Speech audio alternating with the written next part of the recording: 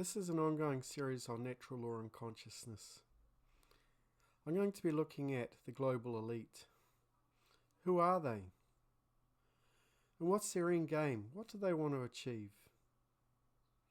Who are the people at the top of the food chain when it comes to being able to control food, resources, controlling people's minds into the acceptance of fundamental axioms? Who's behind all the sculpting of human thought? And why will people accept without question their view of the world, the way the occultists want to see us to see the world? Now, the agenda is to convince enough people to function along basic axioms or lines of thought that are not true. But when you believe them, then it is possible to control their behaviour. Now, mind control is about getting people to think and therefore act in a manner desirable to the occult agenda. Mind control is based on a deep understanding of how the human psyche works, of what motivates people, what drives underlying behaviour. The occult manipulators of this world are mind magicians. They have a will and they have an agenda, but they lack conscience. The dark occultists have an ego identification, 5 sense awareness, they have intelligence, they have a massive ego, but they do not have a conscience about hurting others. And it's very easy for those who have occult knowledge of the human psyche to use this knowledge to manipulate others. This vision of the world that elitists want is a version of hell for most people. It's a world of slavery, where they are the slave masters. Douglas McCarthy understood this. He said, "Our government has kept us in a perpetual state of fear and a continuous stampede of patriotic fervour, with the cry of grave national emergency. There's always been some terrible evil at home or some monstrous foreign power that threatens to gobble us up if we did not blindly rally behind the government policy." Now, this is the basic way that the agenda gets people to do the bidding of the elite. It's through fear, through the cry, "There will be chaos if we did not do our patriotic duty." So what would it be like if this shadow government went away, just disappeared? Perhaps there would be chaos in the short term, but in the aftermath there really would be a paradise on earth. Perhaps a short term of chaos would be better than an eternity of a prison that you cannot escape from, mostly a prison of the mind. And perhaps we've been conditioned to fear chaos. Now, there is a learning that comes through chaos. When people are pushed to their limits outside their comfort zone, then a new solution can be found. And humanity has the amazing abilities to survive chaos. Chaos is not to be feared. It's to be seen as an opportunity for positive change.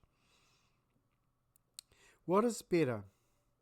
Change through a period of chaos, or perpetual control through mind control and ignorance? To make this a better world, we need to escape from the prison of the mind, from the walls which are built with fear. One must never be afraid, because there is nothing to be afraid of. Death is nothing to fear. To be truly free, one must learn not to be afraid of anything. The immortal state of the spirit is a truth that people have to discover for themselves. Once that is known, then death can be seen as a natural transition. Nothing to be feared. There's no loss. You can't lose something that you never had in the first place. Loss of income, loss of security, shelter, these things are not to be feared. But they are used. People are manipulated by their fear of losing these things, losing income, security, and shelter. People are manipulated by their need for ease and comfort in life. So we need to get away from this hassle-free zone. Acting against evil is to take risks and is to stand up to authority. However, the alternative, which is to do nothing and stay in the hassle-free zone, is a worse alternative. This will mean that evil will go unchecked and slavery will ensue. A vast majority of people will not act against authority because they are afraid of the consequences. They are afraid of what other brainwashed people think of them. It's fear. Fear is keeping people in the state of slavery. It's like animals on a farm, a virtual prison that we're in. It's a self-built prison. The walls are imaginary. The prison guard, who is like a house slave, is in the prison with the prisoners. A house slave is one who would harm their own kind for some benefit, usually financial. This prison is of the mind. It's a mental prison. It's built on the idea that control is good, and educating people about freedom is wrong.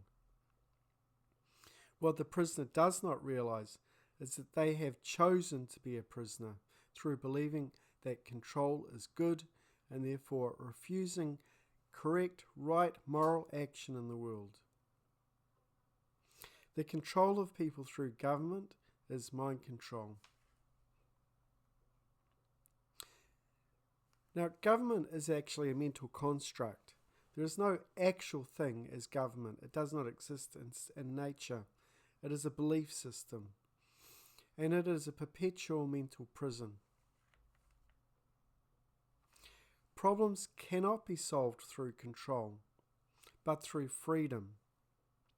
Fear leads to control, and this creates chaos. We've always been creating the reality of our existence, regardless of whether we understand causality or not. If enough people were to awaken to the reality of their virtual prison and were to take action to dismantle the power structures, then, of course, there would be a period of chaos, but society would reorganize. When this happens, we would be free and we would be happy. Now, scarcity is manufactured. So we shouldn't fear chaos or fear the things that we need for survival, of doing without those things. You can see the arrival of chaos as a sign for a better world. If the power structures are not dismantled, then that power would increase. And as that power increases, control increases, and the prison walls will close in and create, eventually, an inescapable prison. Hermann Goering said, "Naturally, people do not want war. However, it's the leaders of the country that determine policy. A fascist dictatorship, a parliament, or a communist dictatorship. All you have to do is tell people that they are being attacked, then denounce the peacemakers for lack of patriotism and exposing the country to danger. And this works the same in any country."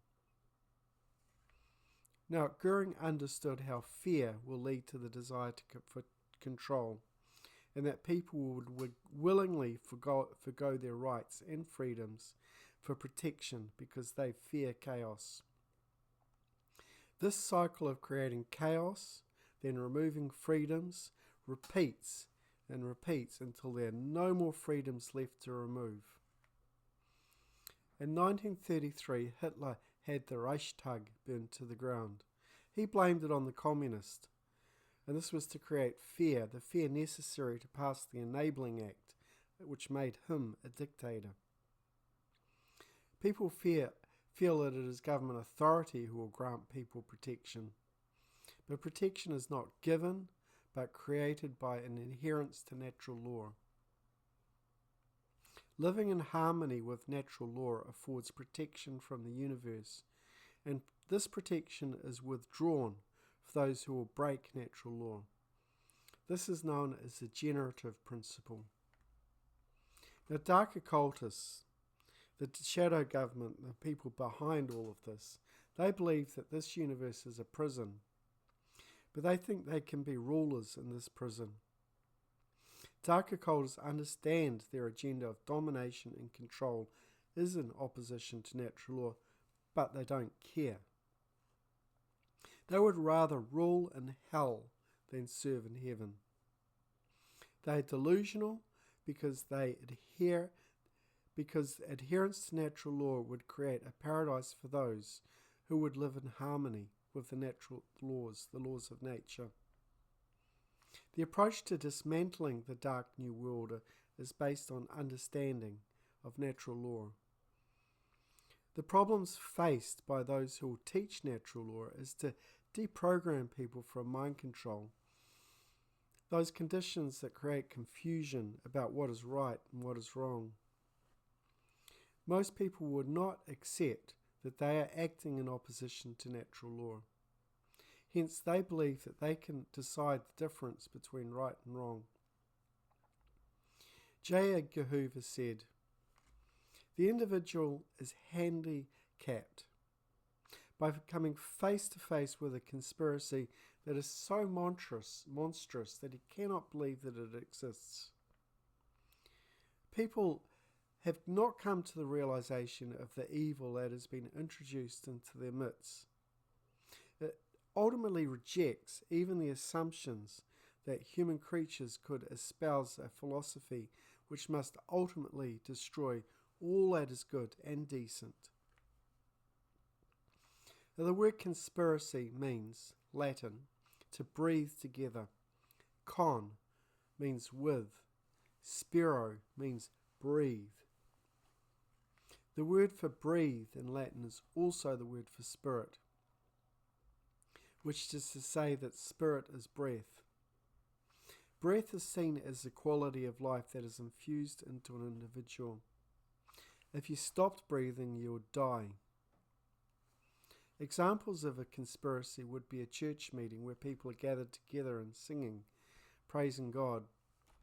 Also, a conspiracy could be the House of Parliament when it is in session and decisions are being made. Those are people gathered together with a common purpose and breathing together.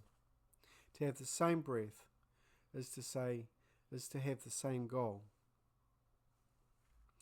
The common goal of the dark occultists is to keep people in this state of fear, because when they are afraid, they are operating from a lower level of consciousness. This is the R complex of the brain. And fear is the primary tool for manipulation.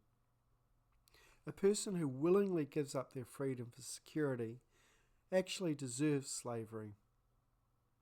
If a person cannot operate their will, and they do not have the dignity to stand up for what is right, then they deserve to be kept as a house pet.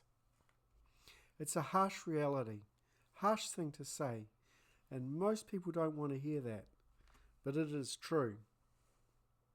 A person who finds himself in a mental or physical prison, they need to accept the fact that they themselves put themselves there. They are to blame, not others. They allowed their minds to be manipulated, and they refused to stand up for what is right. They were exploited by their fear. They were exploited by people who offered them security by way of foregoing freedom. The problem is, though, that those who choose security over freedom are dragging other people down with them, especially by the way of controlling the voice of those who do speak out against tyranny.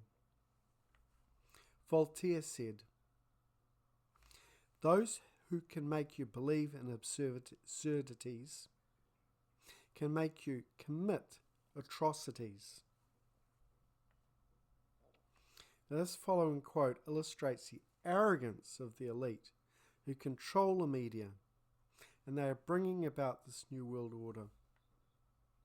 Now, David Rockefeller, at a meeting of the Council for Foreign Relations, said, "I am grateful to the Washington Post, the New York Post, Time Magazine, and other great publications whose directors have attended our meetings and respected their promise of discretion for almost 40 years.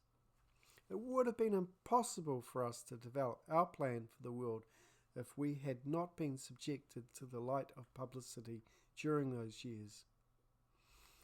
But the world is more sophisticated and prepared to work towards a world government.